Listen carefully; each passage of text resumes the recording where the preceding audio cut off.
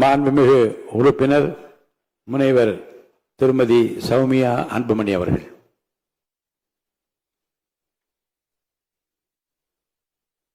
அனைவருக்கும் வணக்கம்.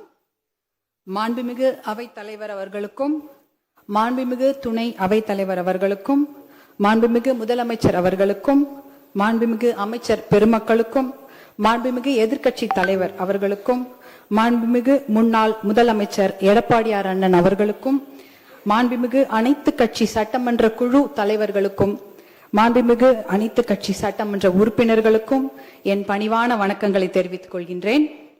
இந்த சட்டப்பேரவைக்கு அவைத்தலைவராகவும் துணை அவைத்தலைவராகவும் ஒருமனதாக தேர்ந்தெடுக்கப்பட்டிருக்கும் தங்களுக்கு பாட்டாளி மக்கள் கட்சி சார்பாக மனமார்ந்த வாழ்த்துக்களை இந்நேரத்தில் தெரிவித்துக் கொள்கின்றோம். மாண்புமிகு பேரவைத் தலைவராக பொறுப்பேற்றிருக்கும் எங்களுடைய மூத்த சகோதரர், அழுத்த அரசியல்வாதி, சமூக நீதியின் பின்னணியில் வளர்ந்தவர், சமூக நீதிக்காக தொடர்ந்து பாடுபட்டு கொண்டிருக்கும் எங்களுடைய அன்பு சகோதரர் மாண்புமிகு அவைத்தலைவர் திரு JCT பிரபாகரன் ஐயா அவர்களுக்கும், சமூக நீதிக்காக பாடுபட்டு கொண்டிருக்கும் துணை சபா அவைத்தலைவர் சகோதரர் ரவிசங்கர் அவர்களுக்கும் எங்களுடைய மனமார்ந்த வாழ்த்துக்களை தெரிவித்துக் கொள்கின்றோம்.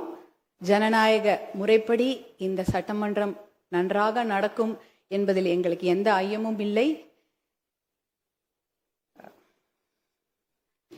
ஏனென்றால் சமூக நீதியின் பின்னணியில் வளர்ந்தவர்கள் தாங்கள் கண்டிப்பாக எல்லோருக்கும் சம வாய்ப்பு அளித்து ஜனநாயக முறைப்படி இந்த சட்டமன்றம் நடக்கும். உங்கள் இருவரின் வழிகாட்டுதல் படி நேர்மையாகவும் இந்த சட்டமன்றம் நடக்கும் என்பதில் எந்த வழிகாட்டுதல் படி நேர்மையாக இந்த சட்டமன்றம் நடக்கும் என்பதில் எந்த ஐயமும் இல்லை.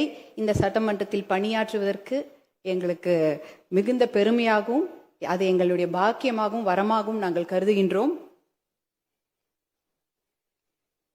மூதறிஞர் ராஜாஜி, ஓமந்தூர் ராமசாமி ரெட்டியார், கர்ம வீரர் காமராஜர், பேரறிஞர் அண்ணா, முத்தமிழ் அறிஞர் கலைஞர், புரட்சி தலைவர் MGR அவர்கள், புரட்சி தலைவி ஜெயலலிதா அம்மையார் அவர்கள் அலங்கரித்த இந்த பெருமைமிகு தமிழ்நாடு சட்டப்பேரவையில் 3 முறை சட்டமன்ற உறுப்பினராக பணியாற்றியவர் என்னுடைய தாய் வழி தாத்தா, திருத்தணியை மீட்ட தளபதி திரு K விநாயகம் அவர்கள். திருத்தணி ஆந்திர பிரதேசத்துடன் சென்றபோது அதை போராடி மீட்டு கொடுத்த மொழி போராட்ட தியாகி அவர். அவர் 3 முறை இந்த சட்டமன்றத்தில் சட்டமன்ற உறுப்பினராக பணியாற்றி இருக்கிறார். அவரும் அன்றைய முதல்வர் பேரறிஞர் அண்ணா அவர்களுடனான சட்டமன்ற விவாதங்கள் வரலாற்று சிறப்பு மிக்கவை. ஒருமுறை honourable chief minister, your days or numbered என்று என்னுடைய தாத்தா சிம்ம குரலோன் தளபதி K விநாயகம் அவர்கள் முழங்கி இருக்கின்றார். அந்த சமயம் அன்றைய முதலமைச்சர் பேரறிஞர் அண்ணா அவர்கள், honourable member, my steps R measured என்று அமைதியாக பதில் அளித்திருக்கின்றார். அப்படிப்பட்ட ஆரோக்கியமான விவாதங்கள் நடைபெற்ற பெருமைமிகு சட்டமன்றம் நம் தமிழ்நாடு சட்டமன்றம்.